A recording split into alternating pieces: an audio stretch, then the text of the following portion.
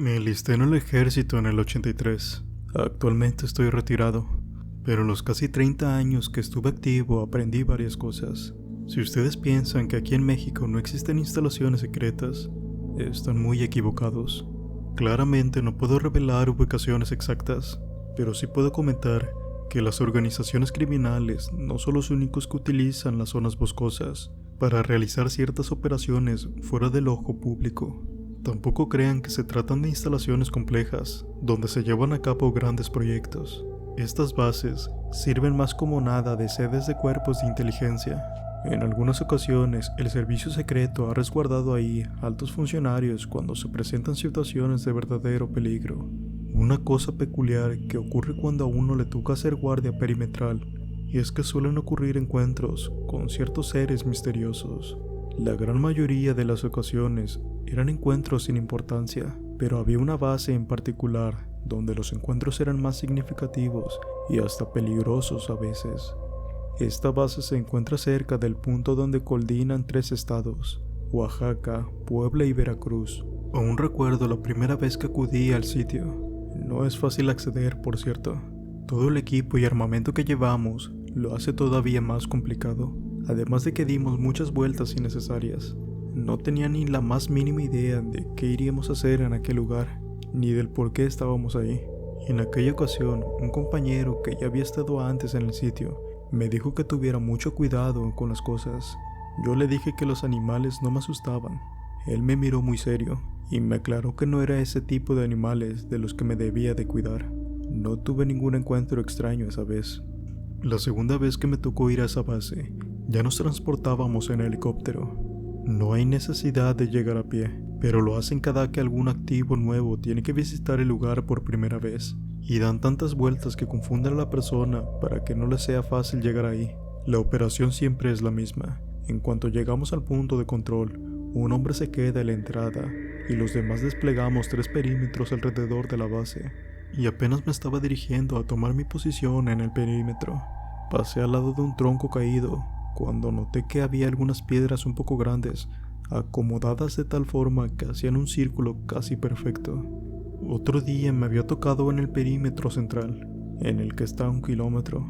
Yo estaba caminando tranquilo por el área que debo cubrir, que son 150 metros cuadrados aproximadamente, cuando noté que algo se escondía entre los árboles. No podía verlo, pero sí lo escuchaba. Tras quitarle el seguro a mi arma, me quedé quieto para escuchar mejor y así evitar sorpresas de mal gusto. Tras escuchar una rama partirse, apunté inmediatamente hacia una dirección. Ahí estaba una persona, o al menos algo muy parecido a un humano. Se estaba escondiendo en el tronco y me observaba con detenimiento. Solo podía ver su cara. No parecía tener mucha estatura, pero luego de unos segundos dejó de asomarse. Yo me acerqué lentamente listo para disparar, pero cuando estaba a pocos metros, un ave blanca salió volando. Eso me dejó un poco extrañado. Ya estaba regresando de nuevo a la base y le comenté a uno de mis compañeros la experiencia que había vivido. Él me dijo que era una de las cosas de las que me tenía que cuidar, que aparentaban no ser peligrosos, pero que si uno se descuidaba podría sufrir un brutal ataque, y quizás no viviría para contarlo. Le pregunté qué eran esas cosas, pero él no sabía. De hecho, dijo que nadie sabía qué era eso, que aquellos que lo habían visto simplemente la apodaban la gente del bosque. También le platiqué sobre la extraña choza que me había encontrado la vez pasada.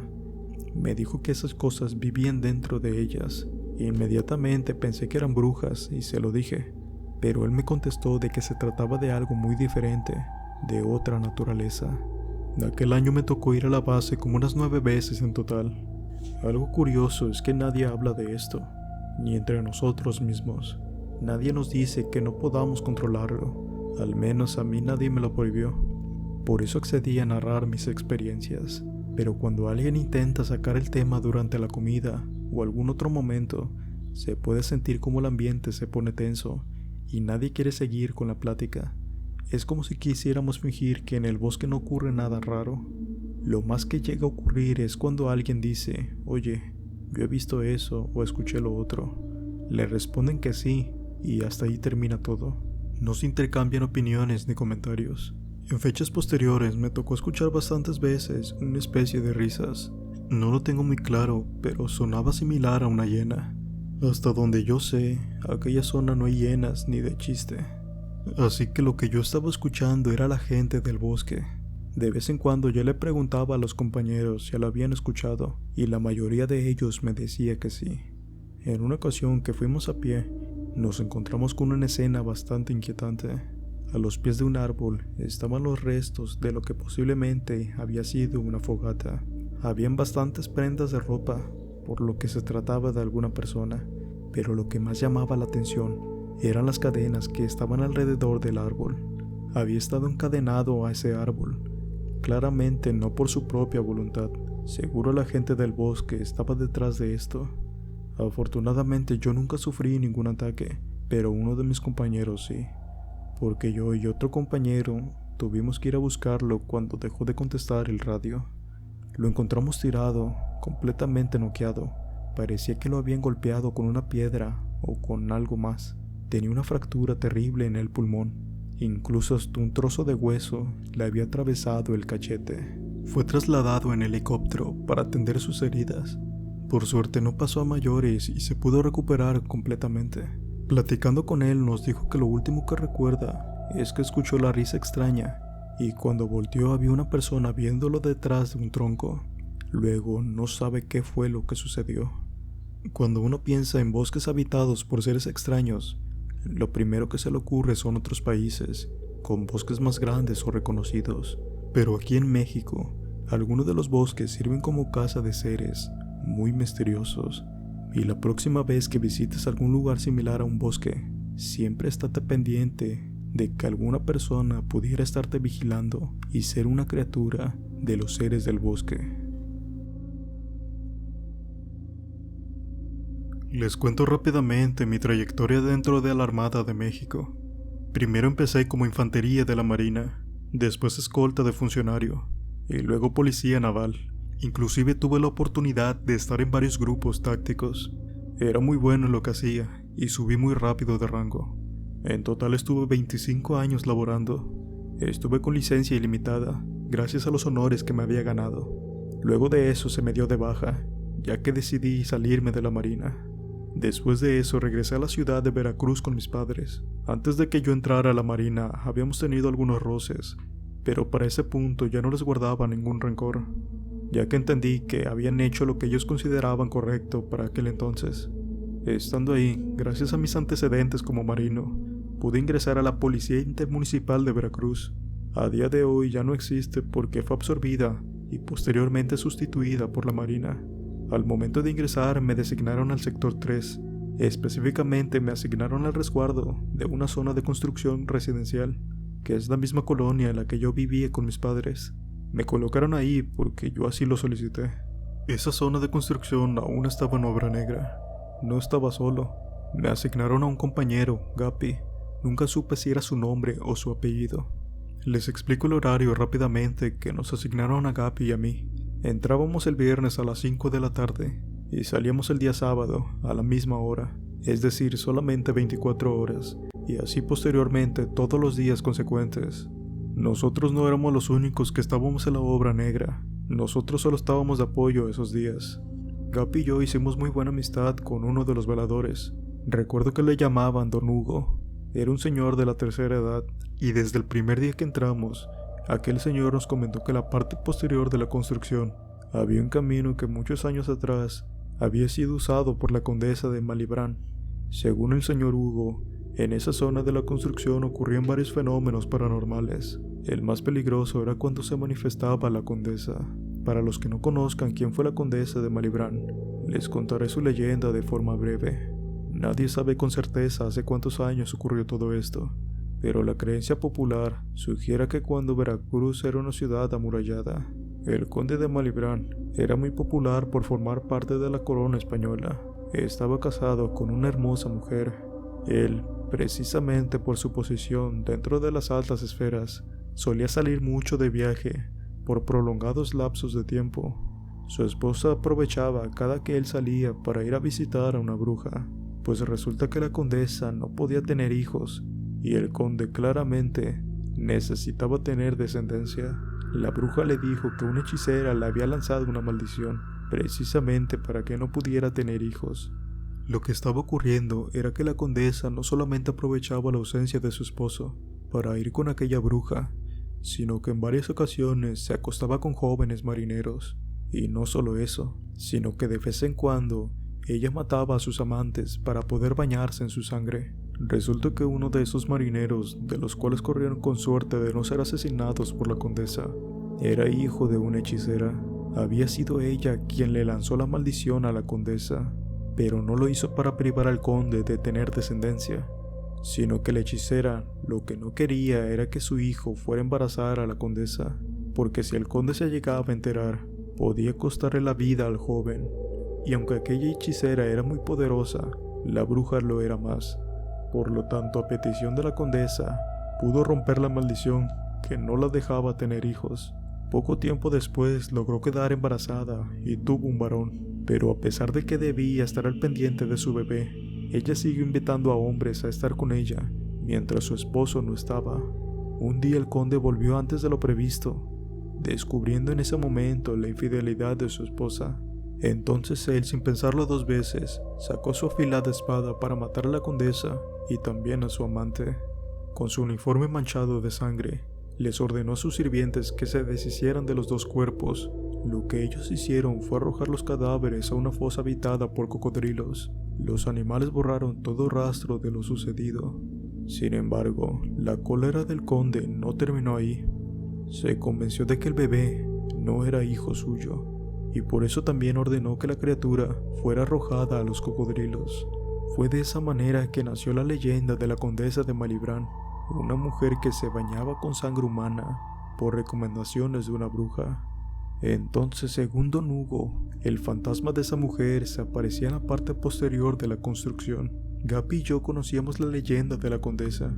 Lo que no creíamos ninguno de los dos es que esa mujer se pudiera aparecer en el lugar en el que nosotros estábamos trabajando. Pasaron 2 días y yo estaba haciendo mi rondín de rutina. Me encontraba revisando el interior de los departamentos. Entonces escuché un ruido proveniente del bosque de enfrente. Caminé hasta un pequeño balcón de uno de los departamentos y desde ahí alucé mi linterna hacia los departamentos que daban frente al bosque, cuando de la nada me percaté que en el techo del departamento más arriba había una silueta humana que parecía estar mirando hacia la calle. Debido a la distancia, yo no alcanzaba a distinguir si se trataba de un hombre o una mujer. Me comuniqué por radio con Gaby para comentarle la situación. Él dejó de hacer lo que estaba haciendo y se acercó a los departamentos, alumbrando desde abajo a la silueta. Entonces pudimos darnos cuenta de que se trataba de un hombre. Nosotros le gritamos, pero no respondía. Pero de pronto, la silueta desapareció. Creí que había saltado y le pregunté a Gaby por radio si el tipo se había lanzado, pero me dijo que no. Entonces acordamos que íbamos a subir hasta allá para revisar que no se tratara de un indigente que estuviera acampando en el techo de los departamentos. En el momento en el que llegamos, tuve una sensación de escalofríos que ya llevaba rato experimentando durante años. Ahí entendí que lo que habíamos visto no se trataba de una persona, pero tampoco creía que fuera un fantasma, porque los fantasmas no existen. A la mañana siguiente le comentamos a Don Hugo lo que habíamos visto, y nos dijo que posiblemente fuera un brujo. Nosotros no entendíamos qué se suponía que haría un brujo en esa construcción, pero aquel señor nos recordó que estábamos en Veracruz, que los brujos estaban por todas partes, que no era necesario que hubiera un motivo para que el brujo estuviera ahí, aunque también existía la posibilidad de que antes se iniciara la construcción, el brujo pudiera haber tenido enterrado alguno de sus trabajos, y estaba ahí para asegurarse de que no los hubiéramos sacado. Mi experiencia y mi instinto como marino me decía que simplemente había que dispararle, que con eso ya estaría todo arreglado. Pero Don Hugo me dijo que esa era la peor idea que se me había ocurrido. Con ese tipo de personas nunca se sabe qué tan poderosas pueden ser.